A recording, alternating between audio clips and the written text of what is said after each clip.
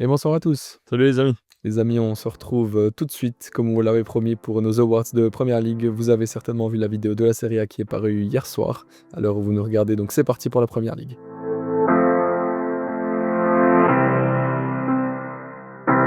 Alors je vais tout de suite commencer cette fois, alors que Quentin avait commencé pour la Serie A. Donc je vais présenter mes awards pour la Première Ligue. Elles s'affichent tout de suite maintenant. C'est parti, tu les vois ici. Alors, je commence. Meilleur joueur. Bon, je pense qu'il n'y a pas photo. Mohamed Salah, forcément Mohamed Salah. Il termine la saison avec 26 buts, il me semble. On va voir ça tout de suite. 29 buts, 18 passes décisives. Il est meilleur buteur, il est meilleur passeur. Il est champion d'Angleterre. J'ai pas vraiment envie d'épiloguer. Hein. Est-ce que... enfin, que dire d'autre? Bah, tu verras, peut-être que j'ai mis un autre joueur. Ouais. Un spoiler, c'est faux. Non, mais voilà, Mohamed Salah, meilleur buteur, meilleur passeur. Je pense qu'on peut s'arrêter là. Il prend le championnat d'Angleterre facilement. En plus, on sait que c'est un joueur qui est hyper installé en Première Ligue depuis des années. Peut-être il est dans le débat des plus grands joueurs d'histoire de la PL et il couronne son passage sur une saison incroyable, même si il a prolongé pour 2 ans encore. On verra ce qu'il nous réserve. Mais totalement mérité sur la saison, rien à dire. Malheureusement, il finit un peu moins fort qu'il l'avait commencé. Ouais. Il était en course pour battre le record de buts ou de passes décisives, ou les deux sur la même saison. Il avait un petit peu ralenti quand même. Il avait ralenti à un moment donné, il finit du coup à 29 buts. Bon, on sait que le record d'Haaland c'était 37, c'est ça? Ouais, quelque chose comme ça. Ouais. Donc voilà, ma foi, sur la fin, il s'en est écarté. Mais voilà, Mohamed Salah, meilleur joueur, pas grand chose à dire de plus là-dessus. Pire flop, j'ai mis Rasmus Højlund parce que en fait, super saison à l'Atalanta avant de débarquer à Manchester United. Il avait planté une bonne vingtaine de buts, il me semble. Et puis là, cette saison, franchement, alors au-delà des stats, hein, franchement, dans le jeu, c'est juste une catastrophe. Pour avoir vu quelques matchs de United, la finale d'Europa League notamment, etc., c'est une catastrophe. Et puis, regardez ses stats, 32 match, 4 buts. Et 23 matchs débutés. Hein. Franchement, c'est catastrophique. Højlund, après, il a l'argument de je joue à United. Comme on l'a dit pour la Serie A avec McTominay qui est parti d'United, il est devenu bon. Voilà, Højlund, je l'ai mis dans le pire flop parce que quand même, on attend plus d'un attaquant qui a été payé en plus, il me semble, 80 millions. Hein, quelque chose comme ça. Il a encore une valeur marchande de 70 d'ailleurs. Ouais, voilà. Donc, parce qu'il est jeune, parce qu'il est puissant, il est grand, il a un profil un peu à la Haaland. Ouais. Donc ouais, mais franchement, très déçu. Moi, j'aimais beaucoup ce joueur quand il a débarqué. Et je sais pas ce que toi t'en as pensé, mais honnêtement, bon après, c'est dur de sortir du lot quand on joue à United, hein, mais quand même, Højlund, c'est un peu catastrophique pour un neuf de mettre 4 buts sur une saison, quoi. Non mais je suis entièrement d'accord avec toi, pour être honnête, j'y avais pas pensé, mais c'est un petit peu dans la même vibe que le Vlahovic que j'avais donné. Exactement. Cet attaquant grand comme ça, vraiment profil de neuf, qui avait tout pour bien réussir normalement dans un club quand même qui était un step au-dessus d'Atalanta. Ouais. Mais voilà, United, comme tu l'as dit, moi je pense qu'on pourrait mettre quasiment toute l'équipe en flop si on est... Ouais, mis à part Bruno Fernandes. Voilà, exactement. Ouais. Très compliqué United. En plus, il y a Zirkzee qui est arrivé donc, dans la concurrence. C'est un peu le même style de neuf, même si c'est comme lui qui a pris le plus de minutes. On a vu qu'il a débuté 23 matchs, il me semble, en première ligue. Ouais, c'était ça, 23. Donc, ouais, comme tu dis, vraiment, un bilan décevant, 4 buts, 0 passe D. Et surtout dans le système d'Amorim, je pense en fait, on sait que c'est pas lui qui a voulu ce buteur à la base. Ouais, c'est ça. Voilà, c'était le buteur sous Tenac déjà. Donc, ouais, compliqué. Il va falloir trouver un peu de la ressource quand même là pour revenir pour Højlund parce que c'est quand même un buteur qui a de la qualité, donc même si j'accepte totalement le pire flop pour cette année, je le vois pourquoi pas se relancer. C'est clair, moi je le vois se relancer dans un pot loin d'United surtout. Parce qu'on sait que Ruben Amorim, il aime beaucoup Gyökeres, il est disponible cet été pour 60 millions. Pourquoi pas essayer de se relancer quelque part d'autre et laisser la place à Gyökeres en pointe de cette attaque d'United. Donc voilà. Personnellement, je le vois plus à Arsenal, mais on verra. Højlund ou Gyökeres? Ah, Gyökeres, ouais, ok, bon, pourquoi pas, on verra. Je passe directement à ma surprise et c'est un de mes petits chouchous. Ouais. C'est un de mes petits chouchous. Je l'ai vu direct. Chris Woods, attaquant de Nottingham Forest, qui était jusque-là un modeste attaquant de Première Ligue. Il jouait là-bas depuis des années. Il arrive à Nottingham. Et puis que dire de cette saison? Bon, c'est à l'image de Nottingham qui ont fait une très bonne saison de manière générale. Mais 20 buts en 36 matchs. Ouais. Franchement, pour un attaquant comme ça, un peu... disons, lambda de Première Ligue, on sait, un Anglais comme ça, grand, costaud. Vraiment. Il est néo-zélandais, figure-toi. Ah oui, je pensais aussi que c'était un Anglais à la base. Un gars qui a fait, on le voit là, Leicester, Millwall, Bristol, il a fait Ipswich, il a fait Leeds, Burnley, tous les petits clubs anglais en fait. Exactement. Et là, il débarque à Nottingham. Et Nottingham qui pour le coup, on connaît leur saison qui est malheureusement à la fin ils se sont un peu écroulés. Ils accrochent que la Conference League malheureusement. Ils finissent à 1 point de la Champions. Ouais, à 1 point de la Champions, ils étaient 3e pendant un long moment. Ouais. Juste derrière Arsenal. Je crois qu'à 5 ou 6 journées de la fin, ils avaient encore plus d'avance sur City qu'ils avaient de retard sur Arsenal. Ouais. Et malheureusement, il s'effondre un peu sur la fin de saison, mais tout ça pour dire que voilà, Chris Wood, je le mets dans ma révélation. Mais c'est carrément pertinent, Chris Wood, parce que là, un peu comme United, justement, on peut dire que c'était un peu l'équipe flop. Nottingham, c'était l'équipe surprise. Ouais, c'est ça. Et il y a d'autres joueurs, même Morgan Gibbs-White, Anthony Elanga. Je voulais mettre un gars de Nottingham, parce que si on regarde le top du classement, on peut mettre un gars de Newcastle, mais bon, après, c'est dans leur standard, 5e de Premier League. Ouais. Mais Nottingham, c'est vraiment l'équipe surprise, donc je me suis dit, il fallait que je mette un joueur de Nottingham. Forcément, j'ai pensé à Gibbs-White, forcément, j'ai pensé à Elanga, qui s'est relancé, lui, du coup, loin du United, forcément. Mais Chris Wood, disons, statistiquement parlant, c'était le plus parlant, en fait. Et voilà, donc Chris Wood, la surprise de cette saison, j'ai beaucoup aimé. À voir comment, maintenant, on négocie l'Europe et la Première Ligue pour un club comme Nottingham, et puis à voir quelles recrues ils arriveront à faire. On sait qu'ils ont de la ressource. Je passe directement à mon football IQ. J'ai mis McAllister, juste parce que j'avais pas un nom qui ressortait forcément. Forcément, si on pense Première Ligue et intelligence de jeu, on pense à Kevin De Bruyne. Okay. Mais disons que City n'a pas fait une saison exceptionnelle, et puis De Bruyne, individuellement parlant, pas non plus. Vraiment, sur cette saison, c'est très cohérent de mettre McAllister. Ouais, je mets McAllister. J'y ai beaucoup pensé. J'ai mis un autre, mais j'y ai beaucoup pensé. J'ai pensé à Gravenberch aussi, mais je me suis dit, McAllister, c'est un peu le... Gravenberch, il a plus ce rôle de sentinelle, etc. Je me suis dit, McAllister, il colle plus avec son profil aussi plus petit, technique. De football IQ, vraiment, parce qu'on parle beaucoup de Gravenberch, on parle de Szoboszlai à Liverpool, moins de McAllister, et pourtant, il a été hyper important, notamment dans la conquête du titre. Moi, j'adore ce joueur, autant défensivement, il est très très fort. En fait, il est tellement complet, je pense que si on regarde son radar FBref, ça doit se traduire. Alexis McAllister qui est tellement complet dans la passe et dans le tir également, même 99e en bloc, tacle, 92e centile, donc un joueur qui sait tout faire, et qui honnêtement depuis la Coupe du Monde 2022 ne fait que monter en puissance, et honnêtement moi c'est un joueur que j'adore, je lui trouve énormément de qualité, et en plus de ça, il fait une saison pleine où à la fin il est champion assez largement d'Angleterre. Et puis pour finir sur le meilleur dribbleur, alors là franchement je suis pas convaincu de mon choix, parce qu'en fait c'est un peu le choix par défaut. En fait j'ai pas trouvé mieux. C'est celui qui statistiquement a passé le plus de dribbles statistiquement déjà. Et de loin en plus. Donc c'est un peu pour ça que je l'ai mis, parce qu'en fait cette année en Première Ligue il n'y a pas un joueur où je me suis dit waouh, lui en dribble pour le coup. Ouais, il y a des Elanga, il y a Salah qui passe quelques dribbles des fois, ok, pourquoi pas. Luis Diaz, on sait qu'il est très percutant. Mais c'est vrai que c'est quand même sa qualité principale, et ce qu'on peut pas lui enlever, c'est qu'il est très efficace là-dedans quand même, Jérémy Doku. Donc j'ai mis Doku, j'ai pas vu énormément d'autres joueurs que j'aurais pu mettre là, même s'il y en a forcément que j'ai probablement... Ouais, justement, je sais que t'as pas mis celui-là, mais forcément du coup j'ai pas vu celui-là, mais... J'imagine qu'il colle quand même assez bien à cette catégorie. Oui, clairement. Enfin, si on peut bien lui donner une qualité à Jérémy Doku, malgré qu'il en a quand même plusieurs, c'est le dribble.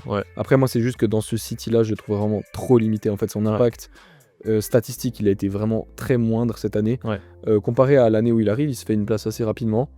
Puis ça a un petit peu stagné. Après, il a eu aussi la concurrence de Savigno, tout ça. Donc voilà, il n'a pas joué tous les matchs. Donc j'ai pas vu spécialement de progression en fait pour Doku. On sait que c'est un dribbleur assez né, mais voilà, on va dire qu'il coche bien quand même cette catégorie, mais moi j'ai plébiscité un autre nom. Je vais te laisser tout de suite annoncer tes tops à toi. Je te laisse faire, écoute, tiens, let's go, seulement la souris. Allez, c'est parti. Alors, voici mes awards, les amis, qui s'affichent à l'écran. J'aime bien. Il y a quand même pas mal de différences. Bon, j'aime beaucoup. Le meilleur joueur de l'année, pas besoin d'épiloguer 150 ans là-dessus, on a déjà dit tout ce qu'il y avait besoin de dire. Voilà, Mohamed Salah, largement mérité. Je passe directement à mon pire flop. Moi, c'est Phil Foden. Parce que officiellement par l'APL, il a été élu quand même meilleur joueur de la saison passée, où City prend le titre, il était exceptionnel. Et cette année, c'était un peu la descente aux enfers pour Phil Foden. Un peu à l'image de City, City qui était quand même l'équipe qui a dominé l'APL depuis des années. Cette année, c'était très compliqué. Ils arrivent quand même à se sauver un peu sur la fin. Mais voilà, pour Foden, ça a été compliqué. Ça a été, en fait, ce joueur, c'est dommage parce qu'il a eu un peu des hauts et des bas dans sa progression, tu vois, je trouve. Oui.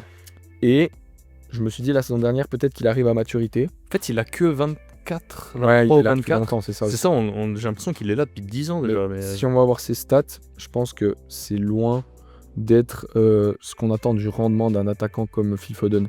En fait, c'est peut-être un peu aussi depuis l'Euro, j'ai l'impression. Ouais. Et voilà, 7 buts de passe. Ouais, c'est catastrophique. C'est vraiment pas terrible. Ouais. Donc voilà, Phil Foden, quand on regarde, je pense peut-être on peut avoir accès à celle de la saison passée. Voilà, c'était 27 buts, 12 passes D. Ouais, toute compétition Tout le monde s'est confondue. confondu, on voit Ouais. que ça n'a pas grand-chose à voir. Voilà, il y a eu Ouais, une nette régression, c'est dommage. Et pour moi, il m'est venu tout de suite en tête au moment d'évoquer cette catégorie. Mhm. Bon, en vrai, c'est vraiment la définition de cette catégorie. Là, parce flop, que ouais. forcément, quand on dit flop, c'est pas le pire joueur de première ligue, mais c'est Évidemment. celui qui répond le moins à son statut en fait. C'est ça. Donc ouais, en fait, c'est la définition pure. Ouais. Højlund, j'étais assez content de mon choix, mais c'est vrai que Foden, c'est vraiment la définition même de cette case. Tu n'avais pas pensé? Non, j'y ai pas du tout pensé pour le coup, ouais.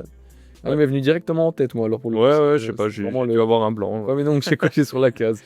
À l'inverse, la surprise, Brian Mbeumo. À l'inverse, lui, j'ai beaucoup hésité à le mettre. Ouais, forcément. Parce que franchement, Brentford, à l'inverse par exemple de Nottingham, c'est pas une équipe non plus qui a joué le tout haut du tableau en première ligue. Ouais.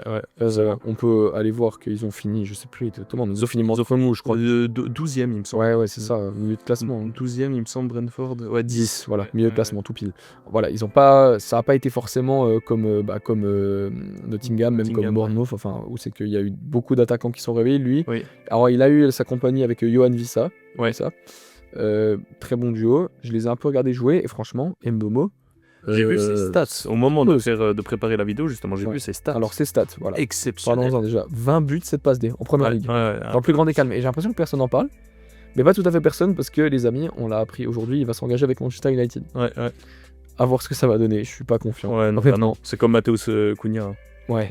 Mais en fait, ils vont chercher un peu parce que j'ai aussi pensé à Matheus Cunha par la surprise. Oui. Après, pour moi, c'est plus tant une surprise parce que ça fait quand même plusieurs années que lui, on entend parler de lui en première ligue comme un très bon joueur. Mbeumo, c'est assez récent. Pourtant, il a 25 ans, c'est loin d'être vieux, mais c'est pas un de ces tout jeunes cracks qui percent comme il y en a beaucoup ces derniers temps. Donc pour moi, il coche également parfaitement la case de la surprise. Complètement, ouais. Je m'y attendais pas, mais voilà, une saison à 20 buts en première ligue dans le plus grand des calmes pour vraiment, alors, pour Brian Mbeumo. Avoir la sélection, c'est aussi possible pour lui. Il a que 25 ans. Il a fini, je crois que c'est le 3e meilleur buteur de Première Ligue du coup. Il y a Salah, exactement. Il y a Haaland. Il n'y a que Salah et Haaland devant, il me semble. Impressionnant pour un ailier en plus qui ne joue même pas buteur, quoi. Donc, impressionnant, ok. Ensuite, Football IQ. Alors j'ai pensé évidemment à Alexis McAllister aussi, mais pour moi le joueur qui symbolise cette catégorie, encore une fois, c'est Bruno Fernandes, parce que vous voyez ce petit cerveau, c'est vraiment le cerveau de Manchester United et c'est peut-être le seul. Ouais, pour le coup, ouais. C'est le seul qui fait une bonne saison. Ouais, vraiment. En fait, Bruno Fernandes, ce joueur, il est exceptionnel, je trouve. Extrêmement sous-coté aussi pour moi, malgré le fait que c'est indiscutablement le meilleur joueur de Manchester United sur les dernières années. Ouais. On se rend pas compte à quel point il aide. Que ça soit en première ligne, malgré que la campagne de United a été au-delà du catastrophique. Ouais. En Europa League, on sait aussi que c'était vraiment le seul danger que les équipes devaient mettre hors de danger. Justement, Lyon n'a pas réussi à le faire, ils en ont payé le prix. Tottenham, à l'inverse, ils avaient vraiment un plan anti-Bruno Fernandes, ça s'est senti. Et moi, je trouve que dans tous les matchs de United que j'ai regardés, les seuls coups de lumière qui passent, c'est Bruno avec éventuellement Amad Diallo parfois. Mais voilà, c'est vraiment le métronome, le gars qui est au niveau du caractère. C'est pour ça qu'on parle aussi de Football IQ. Il est toujours autant déterminé. Enfin, moi, je trouve que c'est vraiment un joueur qui mérite beaucoup. Ouais. Et j'aimerais que le football lui rende un peu plus. Ouais, c'est vrai. En vrai, le très peu de créativité sur les phases offensives de United, c'est lui, quoi. En fait, tu l'enlèves. United déjà qui finit 16e, tu l'enlèves, je pense qu'ils sont en Championship l'année prochaine, quoi. C'est une catastrophe sinon. Mais ouais, Bruno Fernandes complètement. Ouais. En plus, capitaine, leader dans l'âme, il harangue souvent ses coéquipiers, etc. Techniquement très juste, il s'est marqué, il s'est passé. Ouais, le 10 moderne finalement, donc complètement, j'accepte complètement. Et on termine par le meilleur dribbleur. Ouais, Eze, joueur que j'adore pour le coup. Ouais, joueur coup de cœur, j'aime énormément ce gars. Il a eu droit à un petit peu de lumière en plus cette année avec son but en finale de FA Cup. Oui. Il va gagner son premier trophée avec Crystal Palace. Peut-être un gros transfert pour lui aussi. Peut-être qu'il suive les traces de son pote Michael Ça en Olise. parlait au Bayern un peu moins ces derniers jours. Mais... C'est tout ce qu'on lui souhaite, mais franchement, voilà, au niveau des chiffres avancés, il n'y a rien à dire. Il ressort aussi dans les meilleurs dribbleurs de Premier League. Oui. C'est le numéro 10 technique de Crystal Palace. Clairement. Qui a fait une bonne saison pour le coup. Après, on sait que Crystal Palace, c'est toujours un peu le. C'est comme Brentford. En fait, c'est le ventre le milieu mou, de tableau. Ouais. Après aussi, la bonne association avec Mateta. Oui, complètement. Qui a bien marché. Et avec Olise la saison passée. Voilà, je trouve que quand même, il est dans un bon contexte de progression, en tout cas, à Palace. Donc voilà, à voir encore comment il peut se développer sur l'apport statistique, être encore plus buteur, passeur, un peu comme Olise justement. Mais au niveau des dribbles, c'est clair qu'il a tout le talent, il est jeune. Et il commence aussi à avoir quelques caps, il me semble, avec la sélection des Three Lions. Exactement. Donc voilà, je sais pas ce que t'en penses, mais... J'adore ce joueur, hein. Je m'étais un peu renseigné sur lui pour le coup quand il y avait les rumeurs au Bayern, et puis j'avais vu des statistiques, etc., même des compilations un peu... Ça a l'air d'être un joueur très talentueux, un peu ce genre d'anglais, de 10 anglais qui est un peu comme Foden, un peu comme des joueurs très techniques qui aiment bien dribbler. À voir, après, toujours le problème avec ce genre de joueur, c'est l'efficacité, hein. Les bons dribbleurs comme ça, mais après, à voir, il est dans une optique de progression. Je pense que si c'est pas cet été, l'été prochain, il fera gentiment le saut dans un plus grand club. Mais à voir, je pense que en tout cas, il colle bien à cette case de meilleur dribbleur cette saison, c'est clair. En tout cas, pour nous les amis, on arrive à la fin de ces awards pour la Premier League. Il nous restera encore 2 championnats. Donc on a fait la Bundesliga, la Serie A, on vient de faire la Premier League. Il nous restera la Liga et la Ligue 1. Mais en attendant, juste avant de vous quitter, tradition de fin de vidéo, Quentin a une petite unpopular opinion à vous partager. Je t'écoute. Alors je vais dire que pour moi, Cole Palmer, malgré son super début de saison, il est surcoté. Il est surcoté, Palmer. Ouais, il est un peu surcoté, ouais. Mais on va dire un peu comme Foden, tu vois, le fait d'être anglais, ça l'a quand même un peu aidé parce que... Ok, ouais.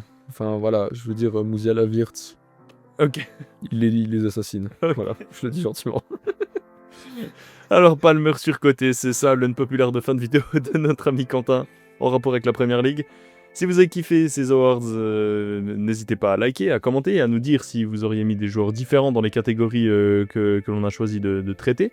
Et puis sinon, attendez avec impatience notre vidéo pour les awards de Liga et de Ligue 1. Et puis on se retrouve très prochainement de toute façon pour ces deux derniers épisodes de cette série Awards 2024-2025. Les amis, prenez soin de vous et on vous retrouve une prochaine fois. Ciao ciao. Allez, ciao ciao.